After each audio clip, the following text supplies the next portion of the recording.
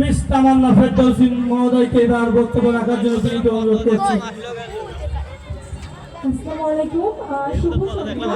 দিনাজপুর সরকারি বহুমুখী মাধ্যমিক বিদ্যালয় 17তম বার্ষিক ক্রীড়া ও 97তম বার্ষিক ক্রীড়া ও সাংস্কৃতিক প্রতিযোগিতা 2026 উপলক্ষে আজকে আমাদের মাঝখানে উপস্থিত আছে আমাদের শিক্ষার্থীরা এবং তোমাদেরকে আজকে তোমাদের দিনটাকে সুন্দর করে দেওয়ার জন্য আমরা উপস্থিত আছি। এখানে তোমাদের স্কুলের সম্মানিত টিচাররা আছে, এখানে তোমাদের যারা আছেন তারা আছেন, আমি আছি সভাপতি হিসাবে। আর তোমাদের পেয়েছো যে এখানে কে কে আছে। আজকের দিনটা আসলে তোমাদের জন্য খুবই আনন্দের, কারণ আজকে হচ্ছে তোমরা তোমাদের যে অর্জন তাই না, বার্ষিক প্রতিযোগিতা, বার্ষিক ক্রীড়া ও সাংস্কৃতিক প্রতিযোগিতা, তো এইটা মূলত আয়োজন করা হয়েছে যে আজকে তোমরা যেন সবাই অনেক মজা করো। খেলায় হারা বা জেতা এই জন্য না, তোমরা সবাই খেলাধুলা করবে। এখনকার বাচ্চারা আগের তুলনায় অনেক কম খেলাধুলা করে, আমরা জানি। আমরা ছোটবেলায় যতটুকু বাচ্চাদেরকে দেখেছি যে খেলাধুলা করতে, আমরাও যতটুকু খেলাধুলা করছি, এখন খেলাধুলার সংখ্যা বা পরিমাণ অনেক কমে গেছে। এই জন্য বাচ্চারা শারীরিকভাবে দুর্বল হয়ে যাচ্ছে, মানসিকভাবে বিকাশও হচ্ছে না তাদের। এই জন্য কী করতে হবে, মোবাইল ফোন কাছে রাখা যাবে না। মোবাইল ফোন থেকে কোনো বাচ্চাদের হাতে আমরা মোবাইল ফোন দেখতে চাই না। আমরা মোবাইল ফোন শুধুমাত্র ব্যবহার করবো প্রয়োজনে, আর বাচ্চারা খেলাধুলা করবে, বাচ্চারা পড়াশোনা করবে। আর তোমরা সবাই এখানে যারা আছো সবাই ভালো স্টুডেন্ট, আমি জানি এই স্কুলের রেজাল্ট ভালো এবং এই স্কুলের সভাপতি আমি, সেই জন্য তোমাদের সাথে আমার প্রায় দেখা হয়। এখন বিভিন্ন মাধ্যমিক অনেক মাধ্যমিক স্কুলের সভাপতি আমি, তারপরে এইটাই আমি সবসময় সভাপতি, সরকারি স্কুল যেহেতু এটা। তোমাদের সাথে আমার প্রায় কথা হয়, একই কথা আমি তোমাদের বলি যে বাচ্চারা পড়াশোনা করতে হবে, সেই সাথে নিজের নৈতিক চরিত্রকে ঠিক রাখতে হবে, সত্যি কথা বলতে হবে, মানুষের সাথে ভালো ব্যবহার করতে হবে, সেই সাথে খেলাধুলা করতে হবে, বড়দের সম্মান করতে হবে, ছোটদের ভালোবাসতে হবে। পড়াশোনা শেখার পাশে এগুলি কিন্তু খুবই দরকার, খুব প্রয়োজন।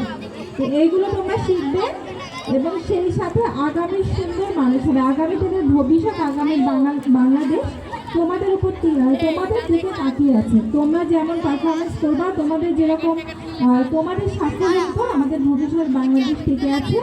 পড়াশোনা করতে হবে, পাশাপাশি খেলাধুলা, এক্সট্রা কারিকুলার অ্যাক্টিভিটিস করতে হবে। তাই না? আমার কিন্তু ভালো লাগছিল শুনে যে আমার এই স্কুল থেকে অনেকেই এবার মেডিকেল কলেজে চান্স পেয়েছে, তাই না? কয়জন জন্য? 3 জন। এটা কিন্তু খুব ভালো একটা বিষয় যে তোমাদের এই স্কুল থেকে মেডিকেল কলেজে 3 জন চান্স পেয়েছে।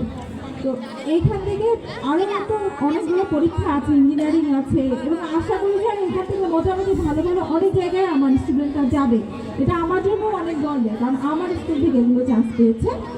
তো সেই সাথে তোমরা এগুলো দেখবা, এগুলো তোমাদের অর্জন কিন্তু আমাদেরকে কী করে, আমাদেরকে আনন্দ দেয়, আমাদেরকে গর্বিত করে। এই জন্য তোমরা ভালো করে পড়াশোনা করবে। যারা ভালো রেজাল্ট করছে, ভালো জায়গায় চান্স পাচ্ছে, তারা তোমাদেরই ভাই বোন, তারা তোমাদের আপনজন, তাদের মধ্যে নিজেদেরকে করতে হবে। পাশাপাশি এক্সট্রা কারিকুলার অ্যাক্টিভিটিস, আমি একটু আগে দেখছিলাম যে এখানে যে নাচ করলো একটা মেয়ে, সে হচ্ছে বিভাগীয় পর্যায়ে গেছে, এটাও কিন্তু আমাদের জন্য খুবই আনন্দের, তাই না?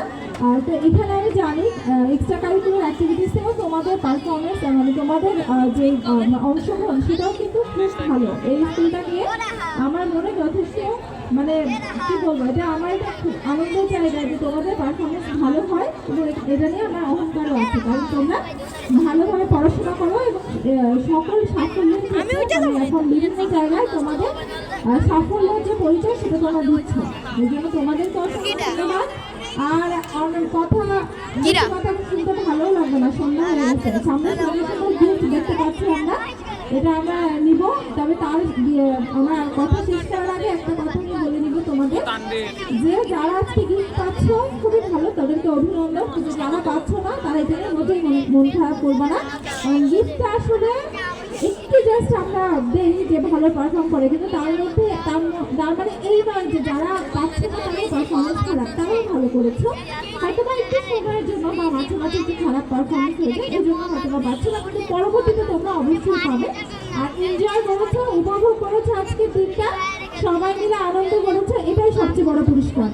সামনে যে পুরস্কারগুলো আছে এগুলো নষ্ট হয়ে যাবে, কিন্তু তোমরা যে আনন্দগুলো পাচ্ছ হবে, একদিন যখন অনেক বড় হবে এগুলোই তোমাদেরকে আনন্দ দেবে। তো ছোট আমার এখানে যারা আছো আমার কোমলমতি শিশুরা, তোমরা সবাই ভালো মতো পড়াশোনা করবে। তোমাদের আগামী দিনের জন্য শুভকামনা জানিয়ে আমি আমার বক্তব্য এখানে শেষ করছি। ধন্যবাদ সবাইকে। ধন্যবাদ স্যারকে।